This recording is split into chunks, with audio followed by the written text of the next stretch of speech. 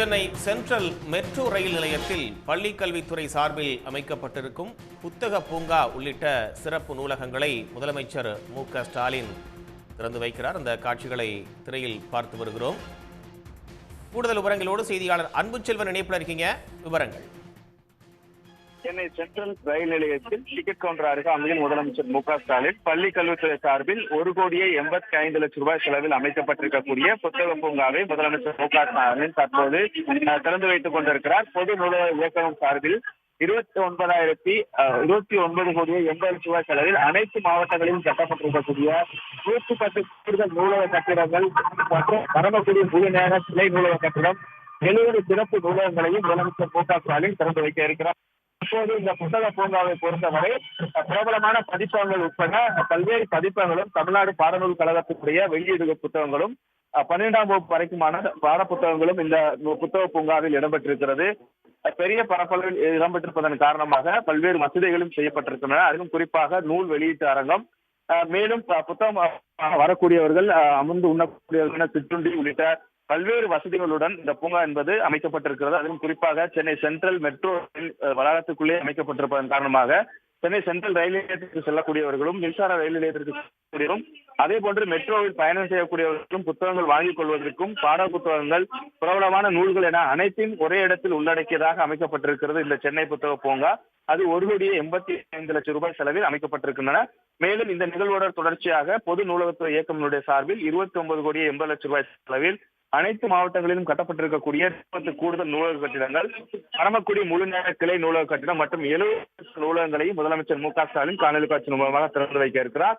அதோடு தமிழ்நாடு பாடநூல் மற்றும் கல்வியியல் பணிகள் கழகத்தால் உருவாக்கப்பட்ட 84 நூல்களையும் வெளியிட்டு தமிழ்நாடு பாடநூல் கழக நூல் உட்படைக்கான மின் வணிக இணையதளத்தையும் முதலமைச்சர் மு.க.ஸ்டாலின் இந்த நிகழ்வோடு தொடர்ந்து வைக்க இருக்கிறார். தொடர்ந்து பள்ளிக்கல்வித்துறை சார்பாக பல்வேறு நடவடிக்கைகள் மேற்கொள்ளப்பட்டு வருகிறது. அதிலும் குறிப்பாக நூலகங்கள் திறப்பதற்கான நடவடிக்கையாக நாம் இதற்கு முன்பாகவே மிகப்பெரிய நூலகமாக சென்னையில் இருக்கக்கூடிய அண்ணா நூற்றாண்டு நூலகத்துக்கு இணையாக பல்வேறு நகரங்களிலும் அந்த நூலகங்கள் திறப்பதற்காக முன்னேற்பாடுகள் செய்யப்பட்டதில் மதுரையில் நூலகம் திறக்கப்பட்டிருக்கிறது. அதுக்கடுத்து திருச்சி, கோயம்புத்தூரிலும் அமைக்கப்பட இருக்கின்றன. இந்த நிலையில் தான் மிக முக்கியமாக பொதுமக்கள் அதிகமாக வந்து செல்லக்கூடிய சென்னை சென்ட்ரல் மெட்ரோ ரயில் நிலையத்திலேயே 1 கோடி ரூபாய் செலவில் சுமார் 1 கோடி ரூபாய் செலவில் அமைக்கப்பட்டிருக்கக்கூடிய சென்னை புத்தக பூங்காவை முதலமைச்சர் மு.க.ஸ்டாலின் திறந்து வைத்திருக்கிறார். அதே போன்று தமிழகம் முழுவதும் கட்டப்பட்டிருக்கக்கூடிய 110 கூடுதல் நூலக கட்டிடங்களை முதலமைச்சர் மு.க.ஸ்டாலின் திறந்து வைத்து தமிழ்நாடு பாடநூல் கழக வெளியீடான 84 நூல்களையும் வெளியிட இருக்கிறார். இந்த நிகழ்வானது தற்போது நடைபெற்றுக் கொண்டிருக்கிறது. இதில் அமைச்சர் சேகர்பாபு உட்பட உயர் அதிகாரிகளும் பங்கேற்றிருக்கின்றனர்.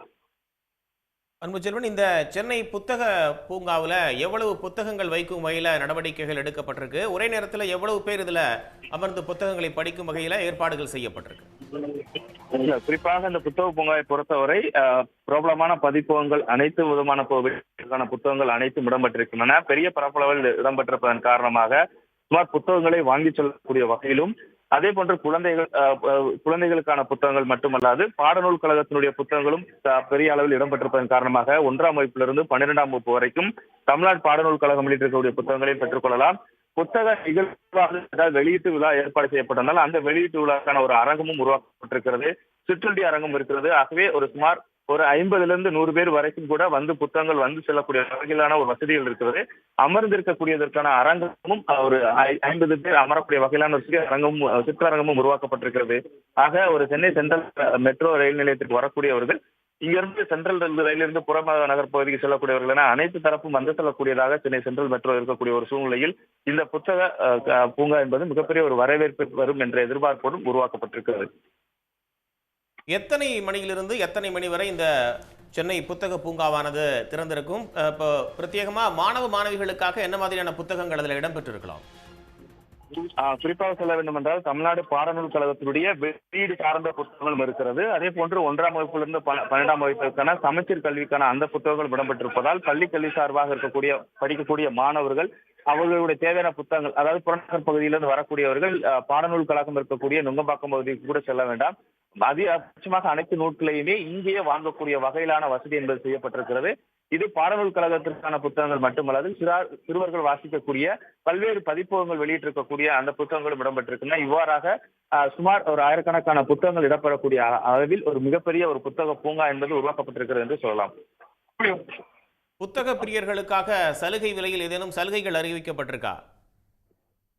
தற்போதுதான் அந்த புத்தக பூங்காவை முதலமைச்சர் மு.க.ஸ்டாலின் திறந்து வைத்திருக்கிறார். இதற்கான வரவேற்பை பொறுத்து மேலும் புத்தகங்கள் பல்வேறு பதிப்பகங்களும் இடம்பெற்றிருப்பதால் அவர்களிடெல்லாம் பொதுவான ஒரு கலந்தாலோசனை மேற்கொண்டதற்கு பின்பாக அதற்கான சலுகை அறிவிப்பு வருவதற்கான வாய்ப்புகளும் இருக்கிறது. பொதுவாகவே புத்தக பூங்கா அமைக்கப்படும். குறிப்பாக 10% கழுவில் என்பது புத்தகம் வாங்கிக் கொள்வதற்கான ஏற்பாடுகள் செய்யப்படும்.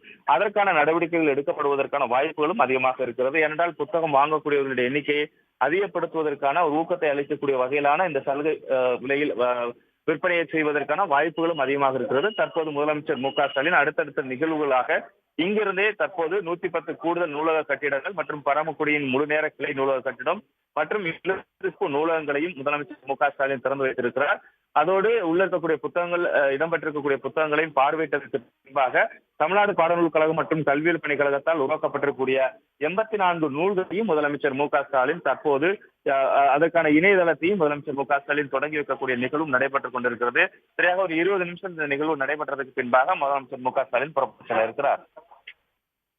அடுத்தடுத்த கூடுதல் விவரங்களுக்காக மீண்டும் இணையலாம் அன்பு செல்வன். தற்போதைய தகவல்களுக்கு நன்றி. உடனுக்குடன் செய்திகளை தெரிந்து கொள்ள சன் நியூஸ் பெல் ஐகானை கிளிக் பண்ணுங்க.